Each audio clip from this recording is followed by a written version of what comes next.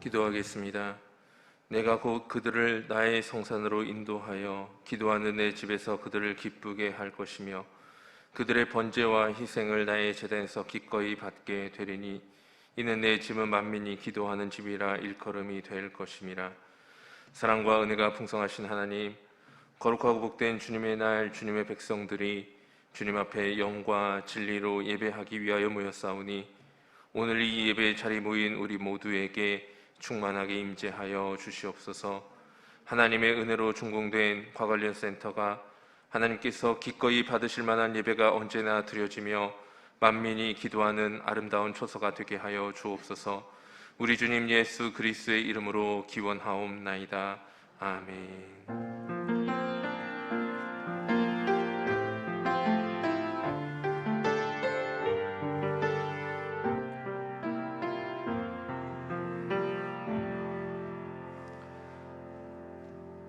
찬송가 1장으로 하나님 앞에 고백합니다. 찬송가 1장입니다.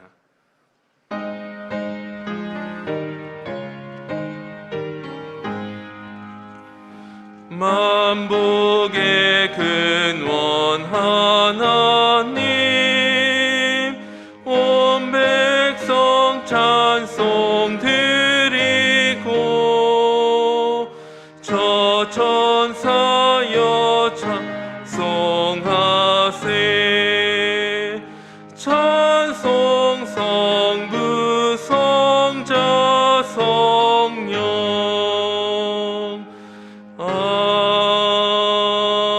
아멘. 새롭게 번역된 사도신경으로 우리의 신앙을 고백합니다. 나는 전능하신 아버지 하나님 천지의 창조주를 믿습니다. 나는 그의 유일하신 아들 우리 주 예수 그리스도를 믿습니다. 그는 성령으로 잉태되어 동정녀 마리아에게서 나시고 본디오 빌라도에게 고난을 받아 십자가에 못 박혀 죽으시고 장사된 지 사흘 만에 죽은 자 가운데서 다시 살아나셨으며 하늘에 오르시어 전능하신 아버지 하나님 우편에 앉아 계시다가 거기로부터 살아있는 자와 죽은 자를 심판하러 오십니다. 나는 성령을 믿으며 거룩한 공교회와 성도의 교제와 죄를 용서받는 것과 몸의 부활과 영생을 믿습니다. 아멘.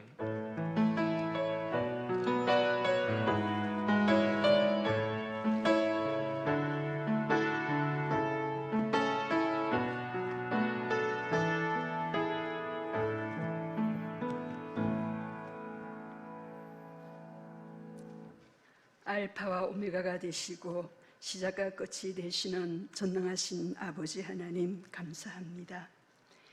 이 아름다운 계절 5월 가정의 달을 대한민국 금수강산에 허락해 주심도 감사와 찬양을 드립니다. 아버지 하나님, 가정의 달 5월에 과관련센터 준공감사 예배를 드리게 하심 진심으로 감사와 찬양을 드립니다. 건축 기간 동안 코로나로 인한 어려움이 있었지만 하나님께서는 낮에 해도 밤에 달도 상치 아니하게 지켜주시고 다스려 주신 말로 형용할 수 없는 그 사랑 진심으로 감사합니다. 아버지 하나님, 복잡다단한 코로나 시대만을 탓하며 살던 저희들인데 주님께서는 외면하지 아니하시고 너는 내 것이라고 불러주셔서 과관련센터 준공감사 예배드림이 기쁨이 되게 하시니 감사합니다. 아버지 하나님, 험난한 세상의 소리는 아픔과 슬픔의 소리뿐입니다.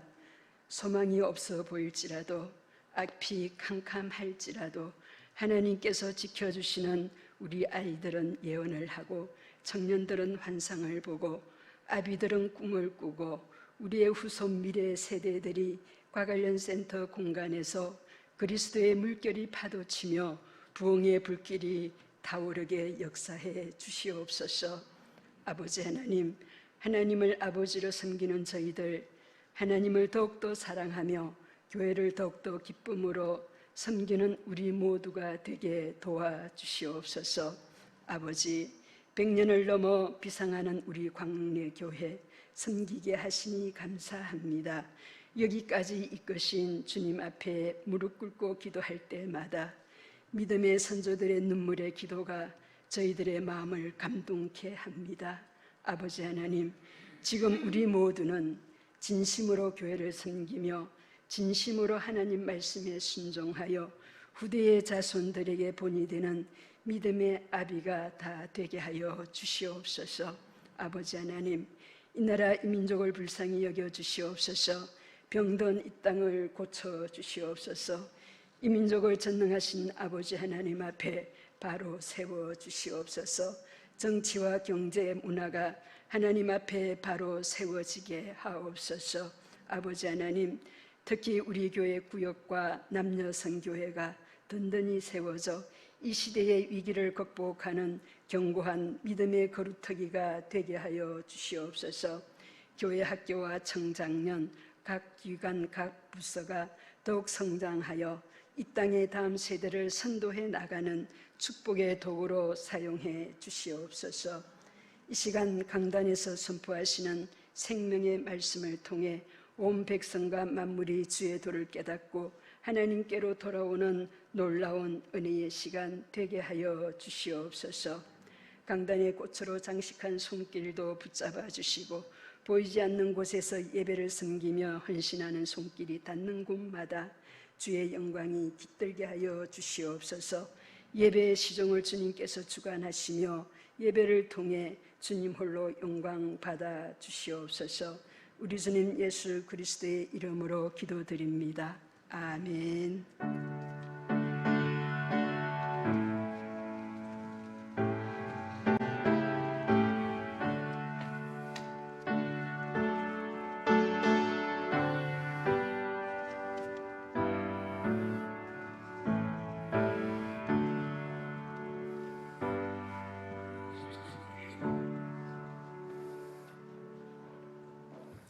찬송 598장을 함께 고백하겠습니다. 찬송가 598장입니다.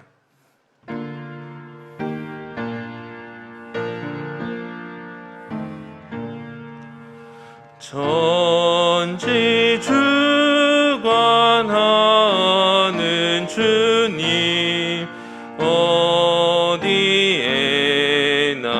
계시니 사람 손이 지은 전에 어찌 계심 바랄까. 푸른 하늘 보좌 되고 땅은 주의 발등상 우리들이 집을 위하여 세울까. 예수 이름 힘입어서 두세 사람 모여도 내가 함께 있으리라. 주님 말씀하셨네. 모퉁이 돌 대신 예수 욕인 한돌 되시고 주의 말씀 터가 되니 우리들은 돌일세.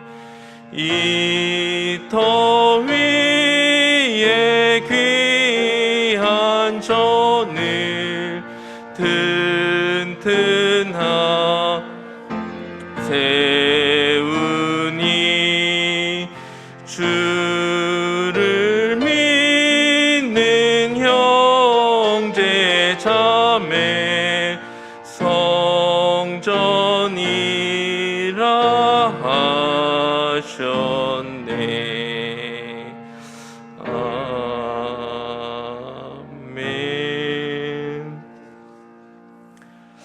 오늘 하나님께서 우리에게 주신 말씀 디모데전서 3장 15절의 말씀입니다. 디모데전서 3장 15절의 말씀, 신약 339쪽에 있는 말씀입니다. 기록된 하나님의 말씀 우리 한 목소리로 같이 읽도록 하겠습니다. 만일 내가 지체하면 너로 하여금 하나님의 집에서 어떻게 행하여야 할지를 알게 하려 함이니 이 집은 살아계신 하나님의 교회요 진리의 기둥과 터니라. 아멘.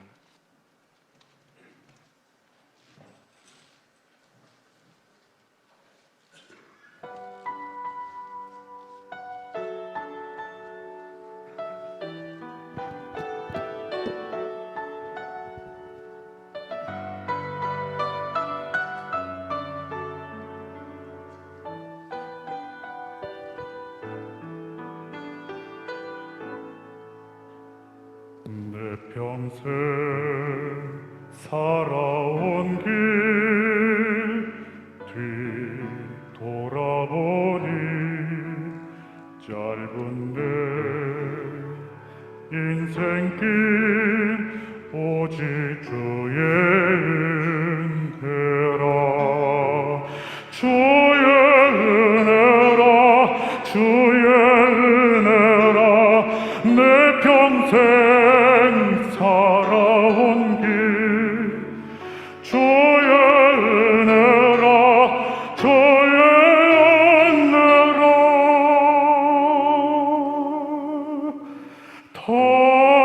담이 없는 사랑 달려갈 길 모두 마친 후 주 얼굴 볼 때 나는 공로 전혀 없도다. 오직 주의 은혜라. 지금까지 지내온 것 주의 크신 은혜라. 한이 없는 주의 사랑 어찌 이를 말하랴. 자나깨나 주의 손이 항상 살펴주시고 모든 일을 주 안에서 형통하게 하시네. 주의 은혜라. 주의 은혜라. 내 평생 살아온 길 주의 은혜라. 주의 은혜라.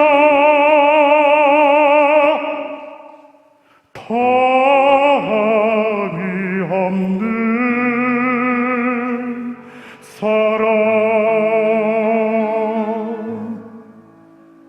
달려갈 길 모두 마친 후 주 얼굴 볼 때 나는 공로 전혀 없도다.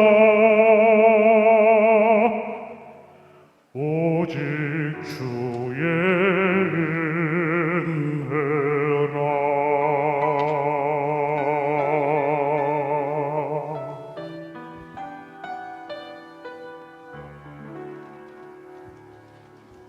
아멘. 사는교회 백용 목사님께서 말씀 전해 주시겠습니다.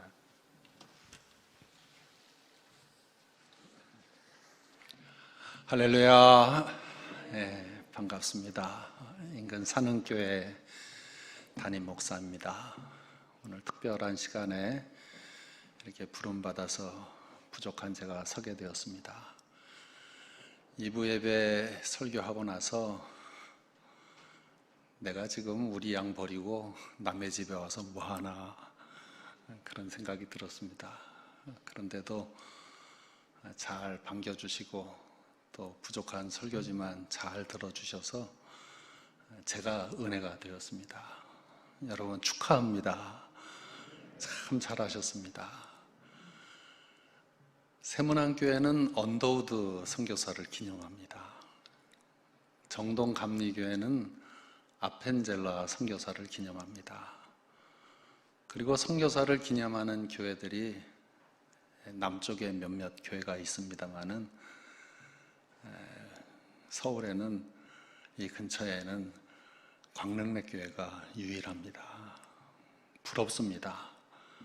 100여 년 전에 한국교회 역사를 그대로 이어서 여러분들이 또 감사한 마음을 가지고 과관년 선교사의 센터를 이렇게 준공하시고 하나님께 감사 예배를 드리는데 그 역사의 현장에 여러분들이 계시고 여러분들의 헌신의 이름이 새겨져 있고 거기에 제가 숟가락 살짝 얹어서 이렇게 설교를 하게 되어서 개인적으로 큰 영광이라고 생각합니다. 오늘 본문 말씀에 하나님의 집에서 어떻게 행하여야 할지를 알게 하려 함이니 이렇게 시작되어 있습니다. 교회에서 어떻게 행하여야 되겠느냐 하는 그런 말인데 사실 신앙생활은 가정에서부터 시작하는 겁니다. 1번이 가정입니다. 그리고 그 다음에는 직장입니다. 사회죠. 그리고 제일 마지막이 교회입니다. 우리들은 교회가 신앙의 터전의 1번이라고 생각하는데 원래는 가정에서부터 잘 진행이 돼야 됩니다. 교회에 와서는 지도받는 것입니다. 힘이 빠졌을 때 충전하는 것입니다. 그리고 낙심했을 때 다시 용기를 얻는 곳이 교회입니다.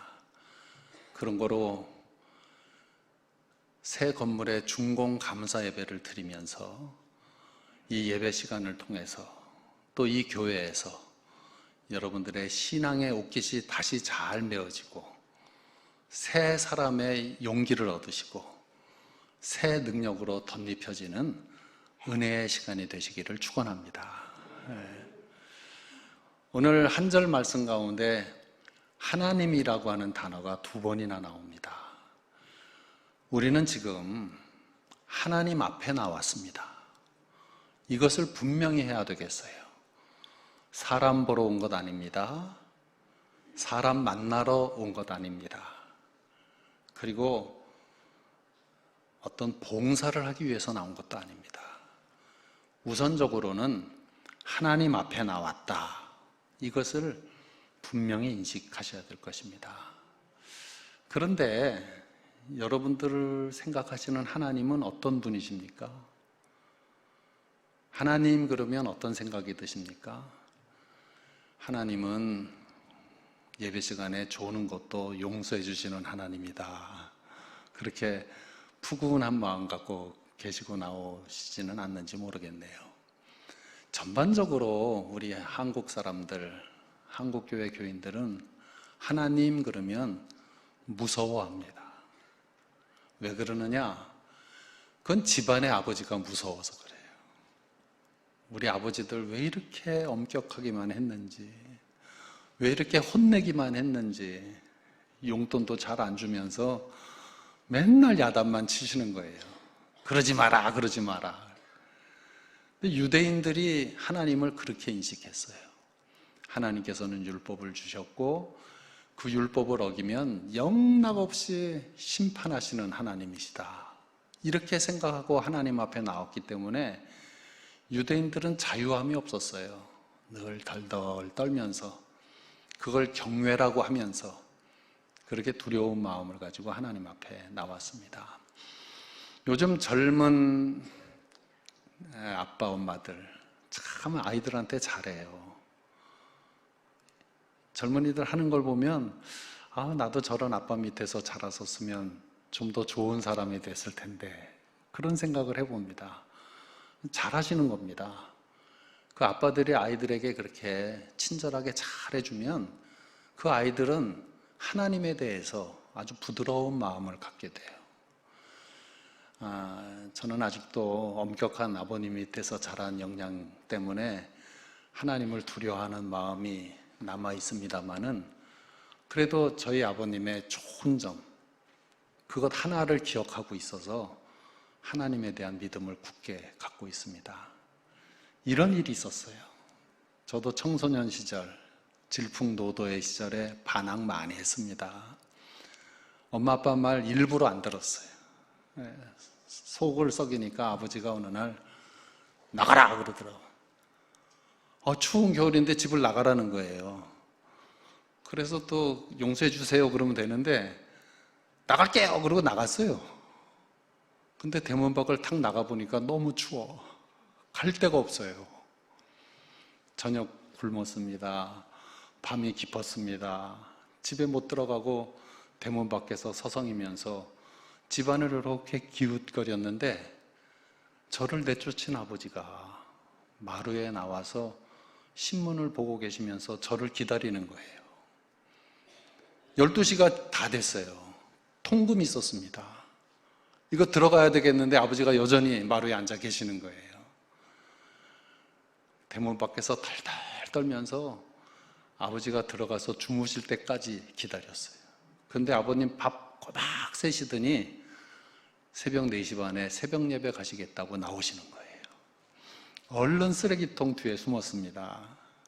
아버지 교회 간 그 순간에 그 틈을 타서 제 방으로 들어가서 이불 속에 쏙 들어갔어요.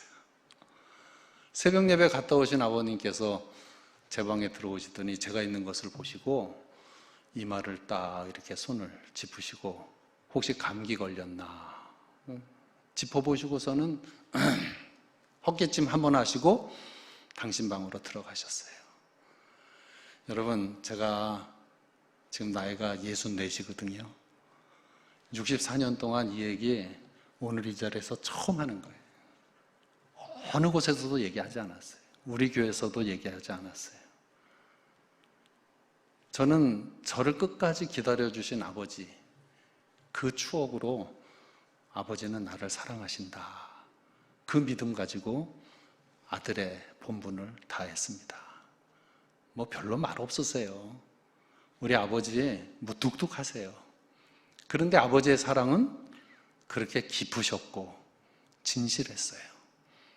우리 아버지 하나님, 예수님께서 아버지라고 가르쳐 주신 우리 하나님, 그 하나님의 사랑이 이와 같은 사랑인 줄로 믿습니다. 그러니까 여러분들이 이 교회 나오실 때 아버지 앞에 나왔다 그럴 때 어떤 아버지를 생각하셔야 되느냐? 나를 기다려주신 아버지. 우리가 죄 가운데 슬피 울고 죄 가운데 죄책감으로 괴로워하고 내가 아버지 앞에 나갈 수 있을까 의심하고 그런 두려운 마음을 가지고 살지만은 우리가 믿는 하나님은 나를 기다려주시는 하나님이다. 내가 아버지 품으로 돌아가기만 하면 그 아버지는 나를 안아주시는 분이다. 그 믿음을 가지고 있으셔야 돼요. 탕자의 비유, 교회 다니는 사람만 알지 않습니다. 세상 사람들도 다 알아요. 그 탕자의 비유를.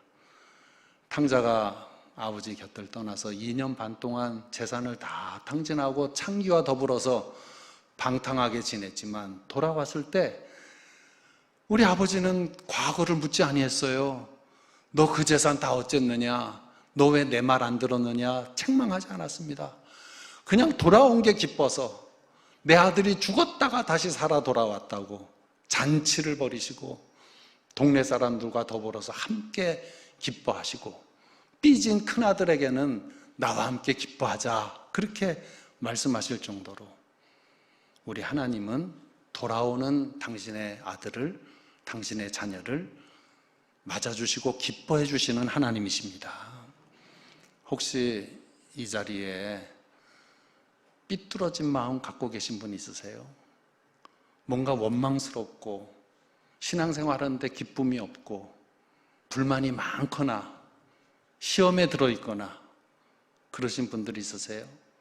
스스로의 죄 때문에 괴로워하시는 분들 있으세요? 하나님 엄격하신 분이기도 하지만 하나님은 사랑이 충만하신 분이십니다. 그 앞에 나와 있다고 하는 것을 잊어서는 아니 될 것입니다. 그리고 두 번째, 지금 여러분들은 성전에 나와 계세요. 교회 참 잘 지셨고 또 10년 만에 아주 아름다운 과관련 센터를 지으셨습니다. 그런데 이 건물을 지은 재료가 특별한 거예요? 세상의 건물들과 다른 재료를 썼나요? 그렇지 않아요. 설계하는 것부터 시작해서 기초공사, 콘크리트 공사, 내장공사, 전기공사, 설비공사 다 똑같습니다. 세상 건물하고 똑같은 재료로 똑같이 졌어요. 그런데 세상 건물을 가지고 성전이라 그러지 않습니다. 유독 이거를 성전이라고 명명하는 것은 하나님께서 구별하셨기 때문에 그런 거예요. 하나님께서 이것은 성전, 이것은 내 집, 그렇게 구별하셨기 때문에 성전인 것입니다. 그러므로 여러분들은 보통 건물에 들어오신 것이 아니라 거룩한 전에, 구별되어진 전에 들어오신 거예요. 그러면 성전에 들어오실 때의 마음과 태도는 어떻게 해야 됩니까? 2부 예배 시간에는 그런 분이 좀 없었는데 3부 예배 시간 보니까 늦으신 분들이 조금 있네요. 그리고 들어오시는 걸음걸이가 제가 볼 때는 조금 좀 부족한 것 같아요. 우리 예수 믿는 사람들 너무 재밌어요. 절에 가면요 아주 경건해요. 예수 믿는 사람들이 사찰에 가면 경건해. 그런데 교회 오면 조금 부실해요. 아니 왜 그래요? 절에 갈 때 그 조심스러워하는 몸과 마음가짐처럼 우리 성전에 들어올 때 뭔가 조금 더 경건해야 되지 않을까? 절에 가셔서 주지스님 만나면 어떡하세요? 그 절 사찰 마당에서 스님을 만났어요. 스님께서 보살님 어서 오십시오. 그러면 예수 믿는 사람이라도 어떡합니까? 예의를 갖춰요. 그런데 그 교인들이 교회 오면 목사님 보기를 무슨 자빈 보듯이 봐. 아니 그런 경건이 어디 있어요? 여러분 신앙생활은 하나님께서 구별해 놓으신 것을 잘 구별하는 것입니다. 하나님께서 구별해 놓으신 건물이 있어요. 그것이 성전입니다. 그러므로 성전에 들어올 때 몸과 마음가짐을 새롭게 하고 두렵고 떨리는 마음을 가지고 경건한 마음으로 들어오셔서 하나님 앞에 기도하고 그리고 하나님의 구별해 놓으신 것을 숭상하면서 그런 마음으로 신앙생활을 해야 복되어지는 거예요. 자 보세요. 하나님께서 구별해 놓으신 물건이 있어요. 그걸 성물이라 그러지 않습니까? 제가 사는 교회에 30년 전에 부임해서 우리 교인들 처음에 탁 가르친 게 그거였어요. 여러분 성전에 놓여져 있는 볼펜 한 자루도 집어가지 마세요. 어떤 성도가 잃어버린 것이라면 괜찮겠지만 혹시 하나님의 헌금 가지고 구입한 하나님의 성물이라면 그거 하나님 거 도둑질하는 거예요. 그러니까 성전에 있는 거 가져갈 생각하지 마시라고. 그리고 주방에서 음식할 때 일부러 많이 해가지고 너도 싸주고 나도 싸가고 그러지 말라고. 꼭 알맞게 음식하고 남기지 않게 다 먹고 그래야 되는 거라고. 그리고 30년 지냈는데요. 저희 교인들 정말 복 많이 받았어요. 제가 우리 교인들 집이 없어가지고 조사해 보니까 집 가진 사람이 2가정밖에 없더라고요. 그래서 강단에서 일주일 동안 기도했어요. 하나님 우리 교인들 집 좀 주세요. 집 좀 주세요. 근데 지금 30년 지났는데 뭐 다 잘 살아야죠. 그래서 제가 설교 시간에 한번 여러분들 그렇게 가난하더니 이제 다 부자 됐네. 집도 있고 차도 있고. 그랬더니 어느 집사님이 배시시 웃으면서 하는 얘기가 목사님 2개예요. 집도 2개, 차도 2개라는 얘기예요. 30년 경험해본 목회자가 하는 얘기예요. 하나님과 잘 구별하면서 살았더니 하나님께서 복 주시더라.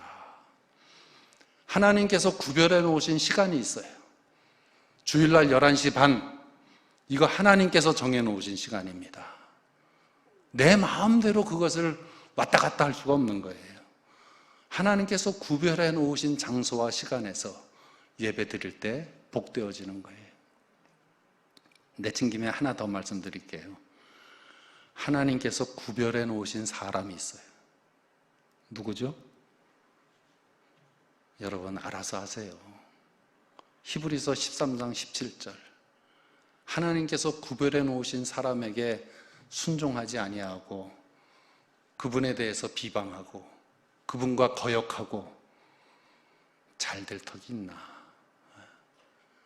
제가 기도 공부에 한번 신앙 간증을 쓴 적이 있습니다. 내가 이렇게 목회에 성공하고 나름대로 참 인정받는 사람이 된 것은 다 우리 아버지 덕이다. 제가 그렇게 했어요. 저희 아버님 엄격하신 분이었지만은 저희 삼형제에게 가르치신 게 몇 가지 있는데 1월 1일 새해 설날이 되면 목사님 집에 가서 세배하고 오라는 거예요. 그러면 우리 삼형제가 그냥 쪼르르 목사님 집에 가서 세배했는데 세뱃돈 안 주세요. 가난했으니까. 그래도 세배하고. 목사님 생일 되면은 이거 목사님 댁 갖다 드려라. 그런 심부름 많이 했어요. 근데 제 둘째가 목사님 생일하고 생일이 같아. 그런데 동생 생일은 안 챙겨줘도 목사님 생일은 챙겨드렸다. 그럼 동생은 맨날 불만해.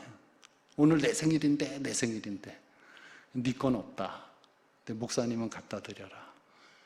그거 배웠습니다.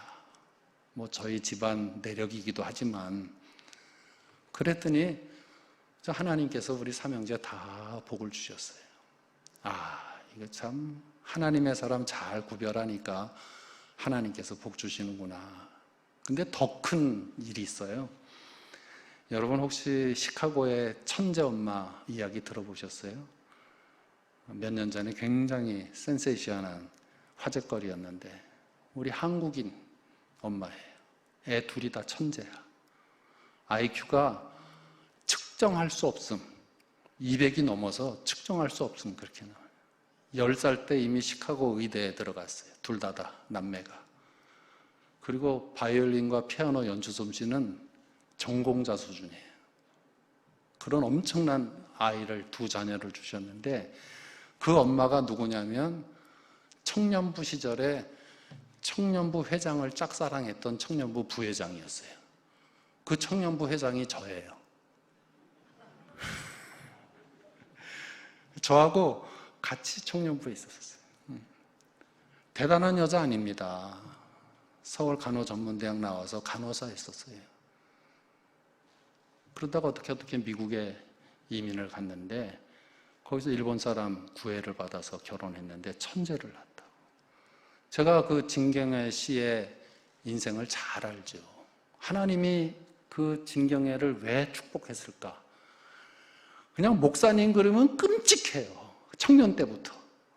목사님을 얼마나 좋아하고 얼마나 잘 섬기는지. 하나님께서 그거 기쁘게 보시고 그 자녀를 축복해 주셨습니다. 우리 여기 젊은이들, 자녀들 키우시는 분들, 자녀 교육에 대해서 관심이 많으실 텐데 세상적으로 어떻게 키워야 되나 그것도 뭐 중요하겠지요. 그러나 목사님 말씀 잘 들어라. 너는 이분의 말씀을 잘 들어야 된다. 그렇게 가르치는 것이 유대 랍비들의 자녀 교육법이었고 그것이 하나님의 복을 받는 비결이에요.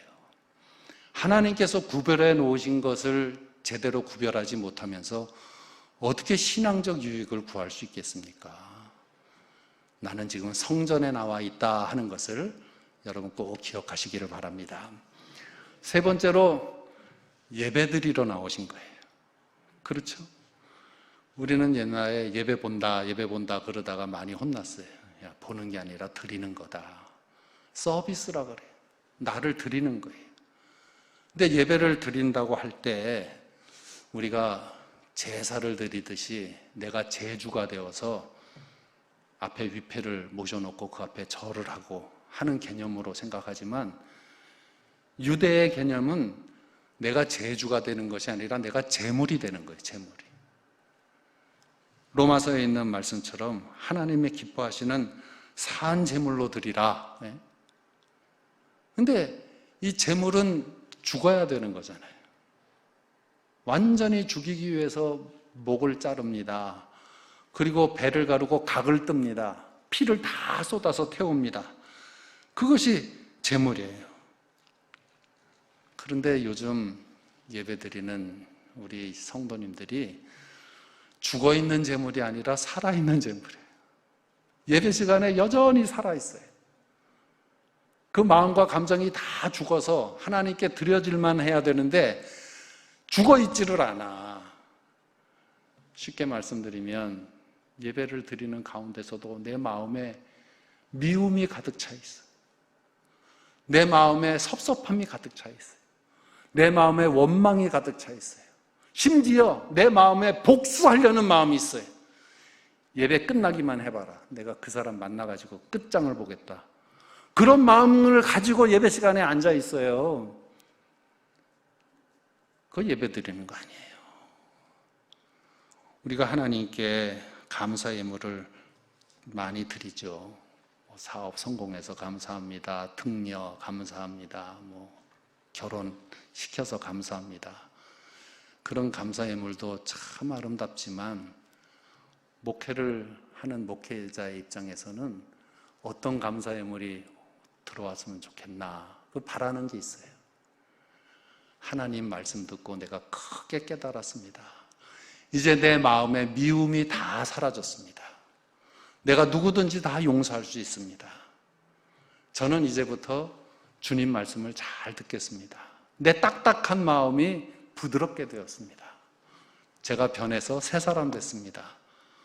그래서 감사합니다 하는 그런 감사의 물이 강단에 올라오기를 바라요. 그게 진짜 아니에요? 평생 교회를 다니고 교회에서 중직자로 있어도 변하지를 않아. 그 딱딱한 마음이 깨지지를 않아요. 여전히 많은 사람들과 더불어서 원수 맺고 수군수군하고 눈을 기고, 그건 예배자가 아닙니다. 예배 드리러 오는 것은 죽기 위해서 드리는 거예요. 내가 다 죽는 것입니다. 그래서 성령의 감동하심으로 내가 새 사람이 되어서 내 마음이 어린아이와 살같이 부드럽게 되고, 이제는 무엇이든지 기릴만 하며 무엇이든지 덕을 세울만 하며 무엇이든지 사랑할만 하며, 그래서 세상이 달리 보이는 거예요. 보는 사람마다 다 사랑스럽고 보는 사람마다 다 사랑해주고 싶고, 그것이 예배드리는 자의 윤리인 것입니다. 세 번째로는 우리는 지금 하나님의 말씀을 듣기 위해서 나왔습니다. 할렐루야. 제가요, 불경도 잘 알아요. 화엄경 말씀해 드려요? 금강경 말씀해 드릴까요? 교회에서는 그런 거 얘기하는 거 아닙니다. 세상 철학도 조금 공부했어요. 그것도 말씀드릴 수 있어요. 역사 잘합니다. 역사 이야기도 해드릴 수 있어요. 그러나 이 자리에서는 그런 거 이야기하는 거 아닙니다. 교회에서만 들을 수 있는 이야기가 있어요. 여러분, 어느 유명한 절에 가도 어느 유명한 학원에 가도 들을 수 없는 말씀이 이 강단에서 퍼지고 있어요. 그것은 바로 하나님의 말씀, 복음입니다. 그러니까 교회에 와서 다른 소리 들으려고 하지 마세요. 복음은 복음으로 들어야 돼요. 복음은 선포되어지는 것입니다. 나를 이해시키는 것이 아닙니다. 내 지식을 쌓아주는 게 아닙니다. 복음은 하나님의 입으로부터 선포되어지는 것입니다. 그러므로 우리는 듣는 귀를 가지고 그냥 들어야 돼요. 여러분들은 다 듣는 귀가 있는 줄로 믿습니다. 똑같은 설교가 나가는데 세 종류 사람이 있어요. 한 사람은 아멘하고 받아들여요. 옥토에 떨어진 씨앗이 돼요. 30배, 60배, 100배의 열매를 맺습니다. 한 사람은 길에 떨어진 씨앗이 돼요. 그래서 그냥 들을 때는 좋았는데 잊어버려요. 근데 더 무서운 게 있어요. 이거는 말씀을 듣고 대항하는 거예요. 패역한 사람이 되는 거예요. 저쪽에서는 은혜 받았다고 눈물을 흘리는데 이쪽에서는 목사님 왜 그런 설교하십니까? 복음만 전하세요. 아니 복음 전했는데 복음만 전하라는 거예요. 그러고서는 원망을 해요. 이스라엘 백성들이 그러지 않았습니까? 선지자들의 그 애타는 하나님의 말씀을 듣고 저들이 받아들이질 않았어요. 복음은 들을 수 있는 자만 듣는 것입니다. 내가 만일 말씀이 들리지 않고 그 말씀이 부딪힌다면 그 말씀이 왜 나한테 들리지 않는가 자기 자신을 돌아봐야 돼요. 내가 어두워졌는지, 내가 가리워졌는지, 내 영혼에 상처가 생긴 것인지. 이 문제를 해결하지 않고서는 복받을 방법이 없어요. 차라리 학원에 가서 강의를 듣는 게 낫지.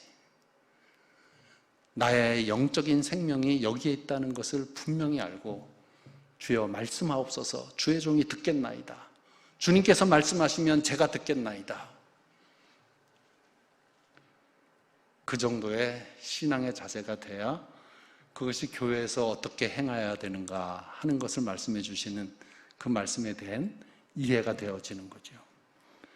내가 마음이 어두워지고 근심 걱정으로 인해서 가리워지고 또는 내 마음의 원망으로 인해서 주의 말씀이 잘 들리지 않으면 오늘 아예 집에 돌아가지 마시고 그냥 이 자리에서 기도하세요. 하나님 해결해 주세요 하고 기도하세요. 내 말씀이 귀에 들려지기 시작하면 어떤 일이 벌어지는 줄 아세요? 내 말이 너희 안에 거하면 무엇이든지 원하는 대로 구하라. 그리하면 이루리라. 내 기도가 응답되어지지 않는 이유가 뭐냐? 말씀이 들려지지 않아서 그런 거예요. 그러나 말씀이 들려지기 시작하면 기도 응답도 따라올 줄로 믿습니다. 근데 우리는 이 말씀을 우리뿐만이 아니라 내 자녀들에게도 전해지기를 바라고 있어요. 내 자녀들도 이 말씀이 잘 가르쳐지기를 원해요. 그래서 이제 광릉내교회는 과관련 선교센터도 지었어요. 다 자녀들을 위해서 진 거 아닙니까? 제가 준공 소식을 듣고 배시시 웃었어요. 저도 30년 목회에 20년 동안 건축을 했어요. 그리고 비전센터를 잘 전왔는데 은퇴할 때가 됐어. 아니 기껏 전왔는데 나는 은퇴네. 응? 근데 여러분도 마찬가지예요. 잘 전왔는데 그 누가 덕보나. 내가 알지 못하는 사람들이 이제 와서 은혜를 받기 시작할 겁니다. 아마 설계까지 시작해서 한 4년 고생하셨을 터인데 4년 동안 지나온 시간을 다 되돌아보시면 하나님이 하셨구나 하는 것을 느끼실 거예요. 그렇죠? 얼떨결에 지었어요. 어떻게 하다 보니까 다 지어졌어요. 도심조사하고 기도도 하고 뭐 여러 가지 애를 쓴 것 같지만 하나님께서는 꾸역꾸역 일을 다 해내셨어요.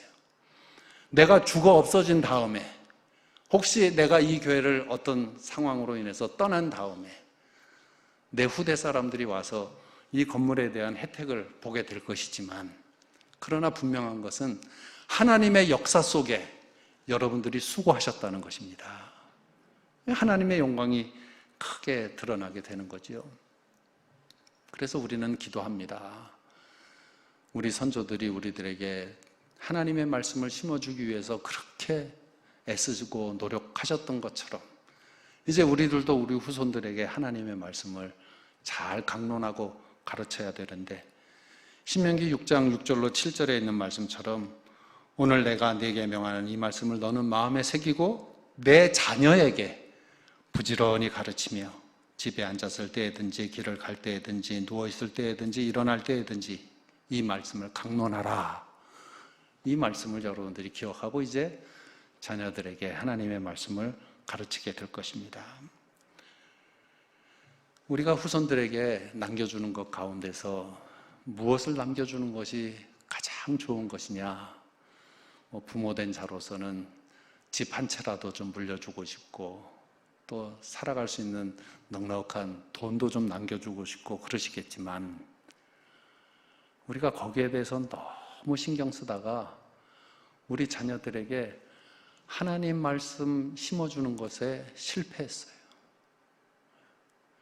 저희들이 교회학교 다닐 때에는 매주 분방 공부 시간에 요절이라고 하는 걸 외웠어요.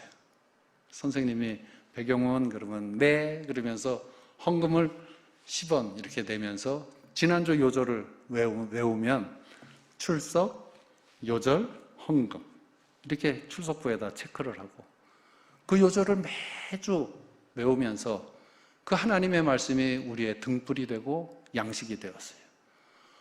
어느 때부터인가 교회 학교에서 아이들에게 성경 암송을 시키지를 않아요. 제가 이야기합니다. 야, 우리 때는 고린도전서 13장 같은 거는 사랑장이라고 다 외웠어. 산상수훈도 다 외웠어. 그러면 아이들이 믿지를 않아요. 아이들조차도 외우라 그러면 외우지 않으려고 그래요. 우리 아이들이 그 심령 속에 뭐가 들어가 있을까? 우리 중고등부 아이들 그 심령 속에 어떤 사상이 들어가 있을까? 우리 청년들 그 뇌리 속에 어떤 사상이 들어가 있을까? 진단해 보세요. 이것이 지금 한국교회의 위기가 된 거예요. 말씀 충만하지 않습니다. 청년들이 말씀 충만은 안 하고 찬양 충만은 해요. 근데 이제도 그 찬양 충만도 시들어가고 있는 것 같아요. 한 가지 예화로 말씀드리고 말씀을 마치겠어요. 다 승용차들 있으시죠? 차 기름 떨어지면 주유소 갑니다. 어느 주유소 가죠? 여자분들은 참 하나님께서 귀한 은사를 주셔서 그런지 그 주유소에 써 있는 기름값을 다 외우고 계셔요. 어디는 1,588원, 어디는 1,542원, 어디는 1,498원. 그래서 그거 몇 푼 아끼겠다고 주유소를 찾아가는데 제가 교인들에게 그래요. 너무 싼 데는 가지 마. 왜 그러죠? 제 동서가 기름 도매업을 하거든요. 그래서 조금 알아요. 너무 싸면 수상한 거야. 이 차가요, 기름이 떨어지면 뭐 큰 문제는 아닙니다. 그러나 잘못된 기름 들어가면 차 망치는 거예요. 저는 김상용 목사님을 통해서 광릉교회 교우님들에게 좋은 기름이 충만해지는 줄로 믿습니다. 여러분 그걸 아셔야 돼요. 저 말씀을 통해서 내가 새로운 에너지를 얻는다. 이제 비어있는 이 심령에 저 목사님을 통해서 충만한 또 연료를 공급받았다. 그래서 살아가는 건데 하나님이 당신의 종을 통해서 주시는 그 기름은 넣지 않고 엉뚱한 거 갖다 자꾸 집어다 넣으면 차 망가져요. 오늘 주보를 가만히 읽어보니까 그 말이 써있대. 유튜브가 많이 보는데 조심해서 보시라고.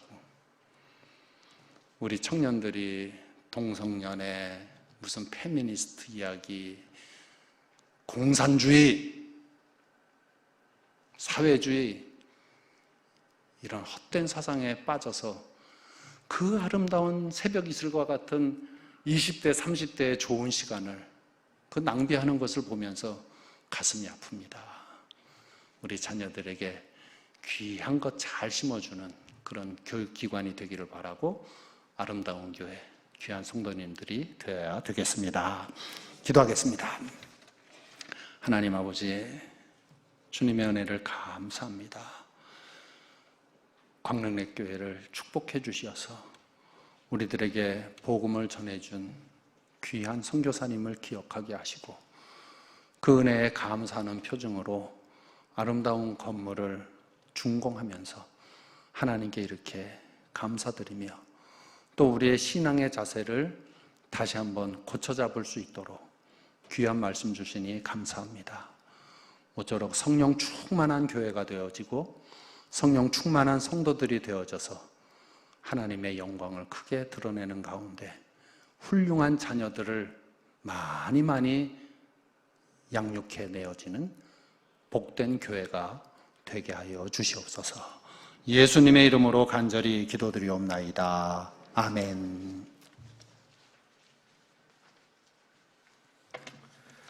우리 말씀을 기억하며 찬송 600장 하나님 앞에 고백하도록 하겠습니다. 찬송가 600장입니다.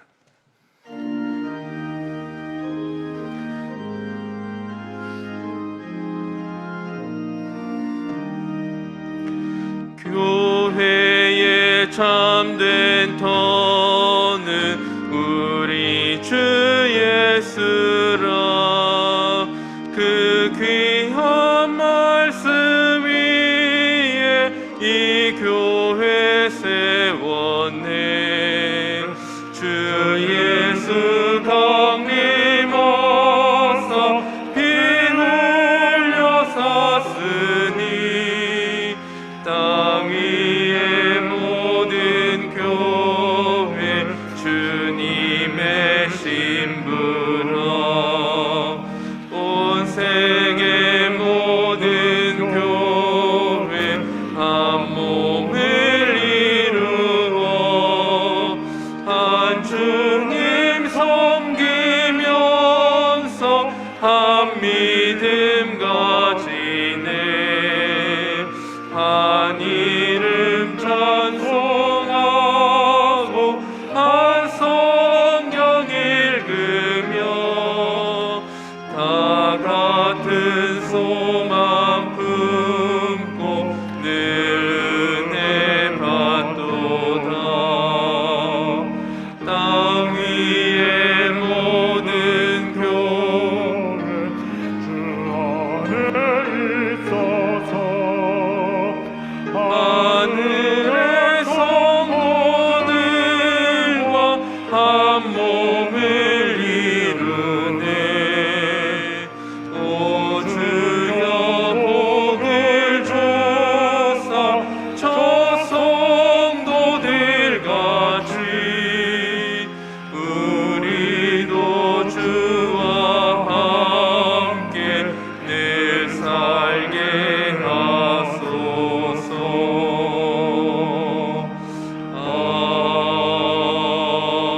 아멘. 사랑과 은혜가 풍성하신 하나님 아버지 감사를 드립니다. 오늘도 거룩하고 복된 주님의 날 주님 앞에 예배 드리며 특별히 과관련센터 중공 예배로 하나님 앞에 영광 돌리게 해주시니 하나님 감사를 드립니다. 지금까지 모두 다 주님께서 하신 일임을 우리 모두가 함께 고백합니다. 오직 주님만 홀로 영광을 받아 주옵소서. 하나님의 은혜와 사랑에 감사하는 마음을 담아 주님 앞에 귀한 예물을 올려드립니다. 하나님, 이 예물을 주님께서 기쁘게 흠양하여 주시고 이 예물을 기쁨으로 감사함으로 드린 모든 손길 위에 하나님의 은혜와 복으로 충만하게 함께하여 주옵소서. 이제부터 이 공간 안에서 이루어질 모든 예배와 또 우리 아이들의 모든 활동이 하나님의 기쁨이 되게 해주시고 이 나라와 이 민족을 새롭게 살리는 놀라운 역사의 귀한 공간이 되어지게 하여 주옵소서. 모든 영광 주께 올려드리며 이 모든 말씀 우리 주님 예수 그리스도의 이름으로 기도드립니다. 아멘. 주보를 보겠습니다. 주보에 보시면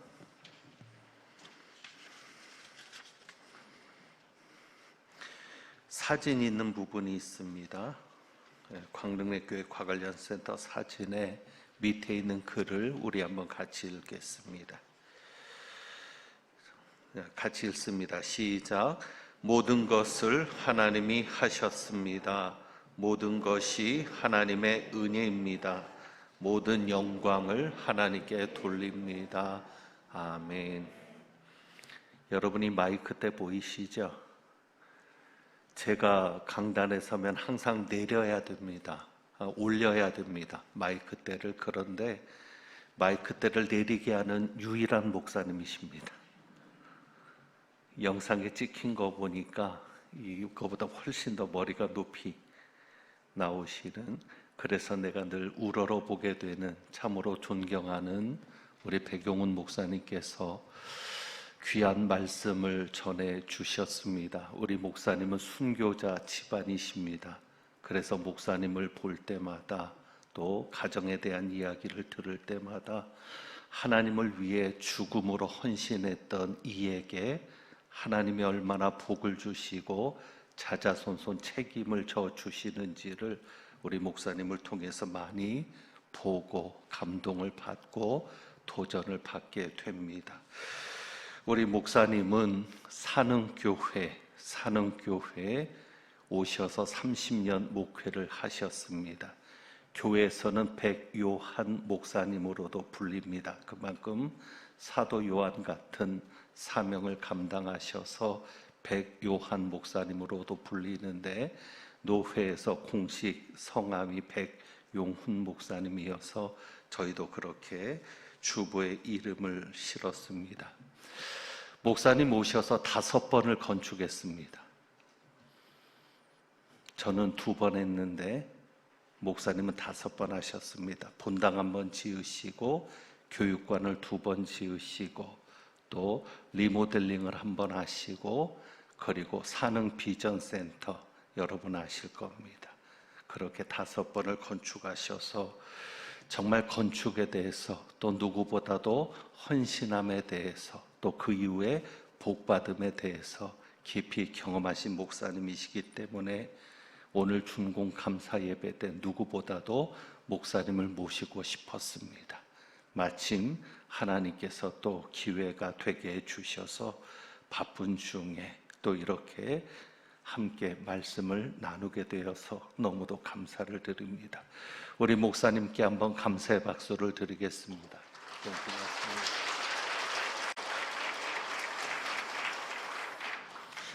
드디어 과관련 센터가 준공을 했습니다. 헌금해 주시고 기도해 주신 분들께 감사를 드립니다.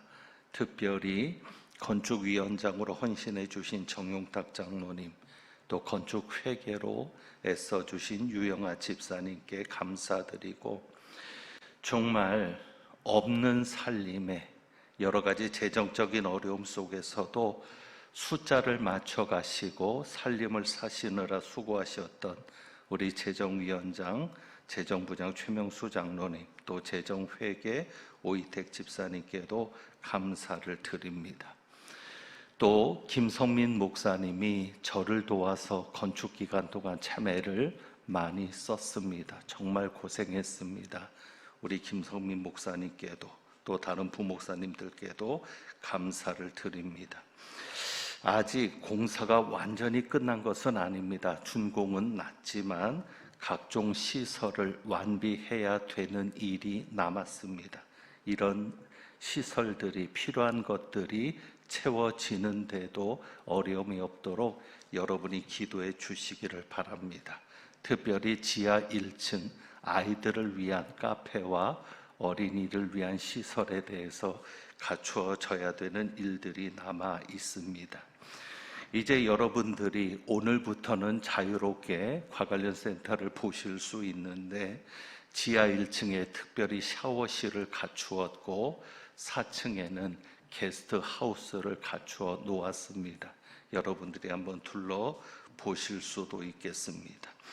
이제 예배가 마쳐지면 테이프 커팅을 하겠습니다. 1층, 2층, 3층 각 층에서 동시에 테이프 커팅이 진행이 되고, 그리고 담당자를 미리 정해서 말씀을 드렸습니다. 끝나면 여러분이 과관련 센터를 돌아보실 수 있고, 그리고 부탁드리는 것은 지금 방역을 해야 됩니다. 코로나 감염이 가장 우려되는 상황이어서 모여 계시면 안 됩니다. 끝나고는 한번 둘러보시고 바로 집으로 돌아가실 수 있기를 부탁을 드립니다. 저희가 또 다음 예배 때도 행사가 진행돼야 하기 때문에 방역이든지 이런 준비로 인해서 적어도 20분 전, 아니 30분 전에는 과관련 센터에 남아 계시는 분이 없도록 그렇게 협조해 주시기를 바랍니다. 그래서 이제 예배 끝나고 나가실 때 그냥 가지 마시고 각층 로비에 계시면 됩니다. 3층에도 계셔도 되고 2층에 계셔도 되고 1층에 계셔도 되고 필요한 대로 모여서 테이프 커팅을 하게 될 것이고, 무엇보다도 중요한 것은 마스크 사용입니다. 마스크를 꼭 써주시고 거리를 좀 두시면 좋겠습니다. 저희 교회는 좋은 게 로비가 여유가 있습니다. 그래서 거리 두기가 좋으니까 좀 거리를 두어서 그렇게 참여해 주시면 고맙겠습니다. 이제 우리 백용훈 목사님 나오셔서 축도하시고 준공 감사 예배를 마치도록 하겠습니다.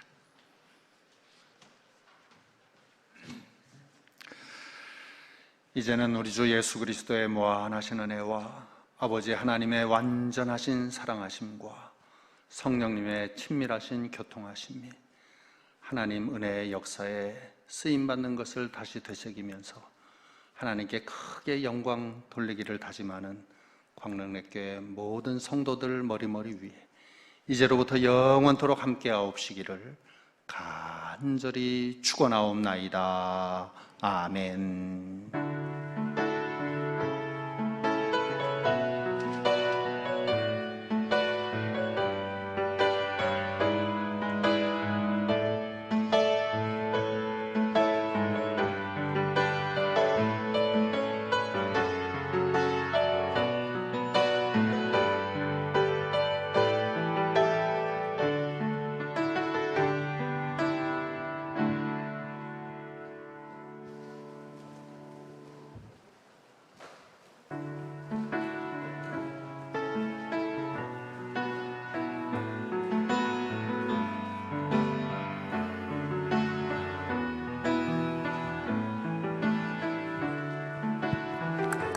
하나 둘 셋, 하나 둘 셋.